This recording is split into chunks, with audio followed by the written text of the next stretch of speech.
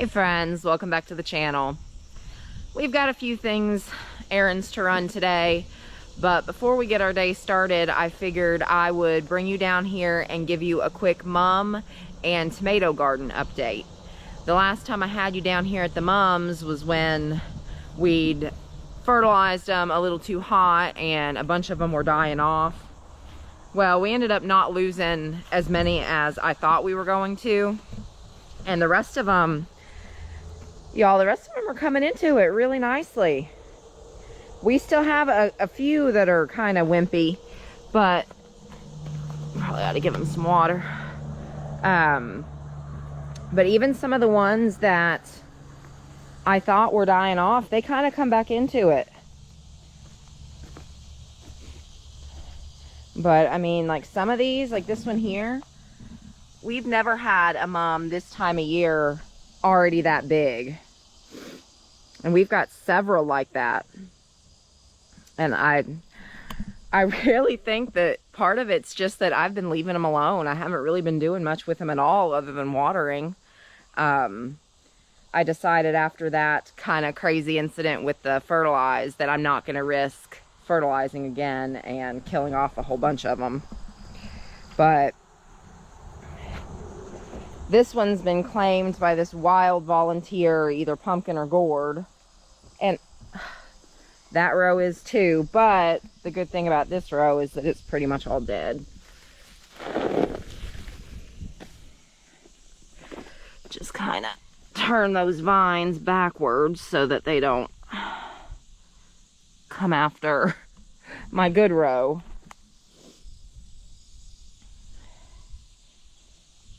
But yeah, y'all, I'm really happy with these guys. And even a couple of these that completely got killed off, they started coming back, but they're too small and puny right now, and this guy's kind of starting to take over. So I'll just let that row go. But look at these guys. Now, the one thing about having done the fertilize is that a few of them have had weeds start popping up in them. And I tell you what, they are hard to pull out. This one's actually looking like it's going to start opening soon. And that one's going to have some as well. Normally we don't start selling them until, I think we're usually pretty late when it comes to selling. Most other places have got them out and, you know, popping open the blooms before ours do. So we may actually be on time this year. I don't have any idea how much we're going to charge for them yet. That's something that I kind of mentioned in one of the previous videos, was that so many people are growing mums and you can get them from so many different locations through school fundraisers and everything. And we like to have our prices competitive. I mean, we're not trying to get rich off of this. And I mean, essentially, we're just trying to make a little money and get some people some good quality flowers. But we'll see, since these are some of the bigger ones that we've had. Hopefully, a lot of the ones here in this middle row were just the really kind of puny ones before I fertilized. So it did help quite a bit. I'm pretty happy with that. I don't know, we may have lost maybe 50 out of the 325 that we had.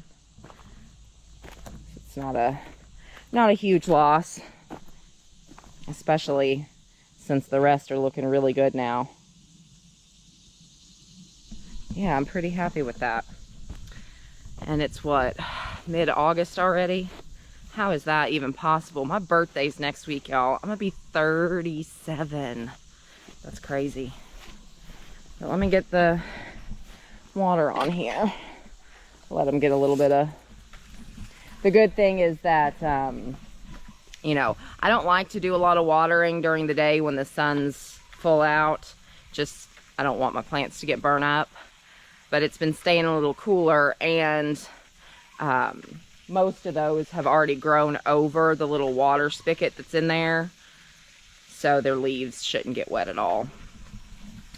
Well, I've got you over here. We have had, I think last year was the first year that we had any of this mullein. and I think I'm pronouncing that right. Sorry if I'm not. We had 1 or 2 plants last year pop up. These guys, if you don't know what I'm talking about. And this year, they are everywhere. We've got 1, 2, 3, 5 here. We've got several in our different raised beds in the grocery store.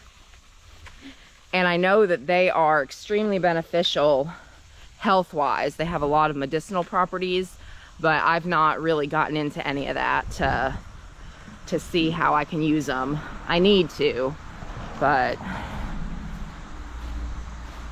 my hay barn is still doing awesome. I'm very happy with it. Oh my goodness.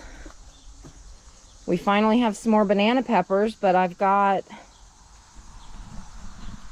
Volunteer plants are so crazy, y'all. I don't know if that's a gourd or a pumpkin, but these birds are dropping seeds everywhere. Look at that. This thing has taken over my banana pepper plant. And I didn't even know it was growing in there. I saw a funny meme on Facebook the other day about mint. About the reaction you get when someone says they're growing mint right in the ground and not in its own separate container or bucket. And I can definitely attest to the fact that you shouldn't just let it grow, because look at all that. All that.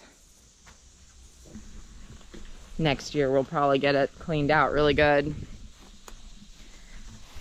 And this bed here, this just goes to show, you know, weeds, if you give them just a second to get the upper hand, they're going to take over. But our peppers were not producing well anyway. We had our peppers growing here in the same spot last year, and they did phenomenally. We got so many peppers put up. And that's probably why I don't care too much about this bed this year. We still have probably 2-3 dozen bags of frozen peppers between our freezers. So I'm not too worried about getting many put up this year. But it's definitely taken over, and you can see we've got a couple, looks like 3-4 mullein plants in there as well. And these are habanero peppers. Dirk says they're supposed to turn red, but they've not started to turn at all. But we have a lot in there. I don't know if y'all can really see. And these plants started super puny. Very, very puny. It probably took, oh, I don't know, a month of them being planted there before they even started to grow. And we've got more sunflowers growing everywhere. Our strawberries filled in really nicely. Dirk will come through here sometime soon in the next couple weeks and just mow all this down. And then we've got a huge mullein plant there. We've got one there. There's one in the strawberries, and I thought there were a couple more, but they looks like they got shaded out. Good morning, Vanna. You getting to work on Papa Bear's tractor?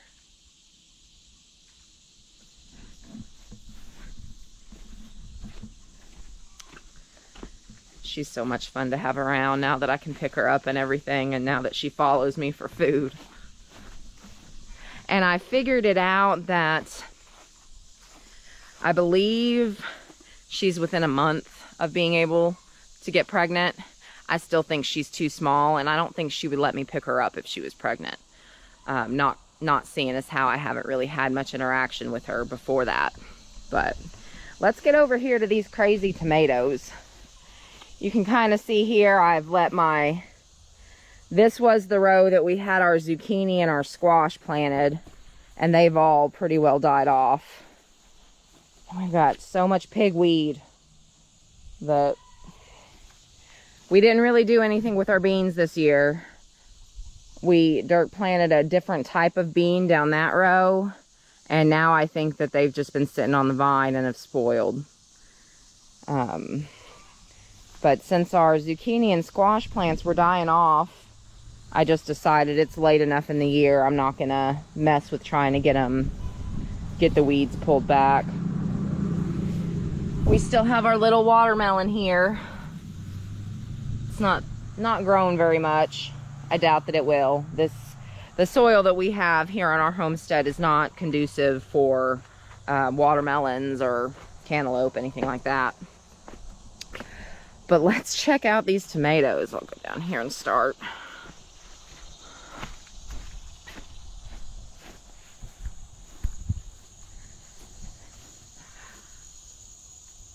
These things are crazy. Look at this. I don't know if y'all can see this. I'm 5'6", and this is a tall tomato plant. Walking down here, it's kind of cool, kind of like a little secret garden that you're walking through. But we were able to put up, I think, 9 jars, I forget what sizes, of tomato juice a couple nights ago. We still have 1 full bin that we need to get put up that we'd already picked. And then I still need to come down here and clear a bunch more off the vine that need to be picked.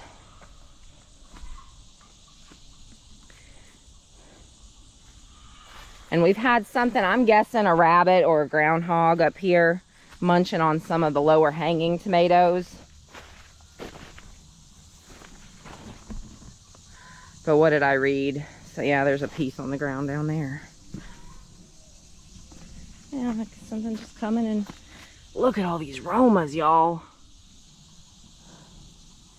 Definitely got our hands full with these. Ew. Mushy. But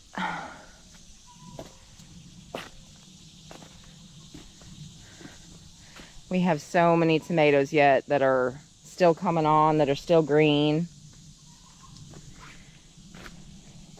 And these are some of our Cherokee purples.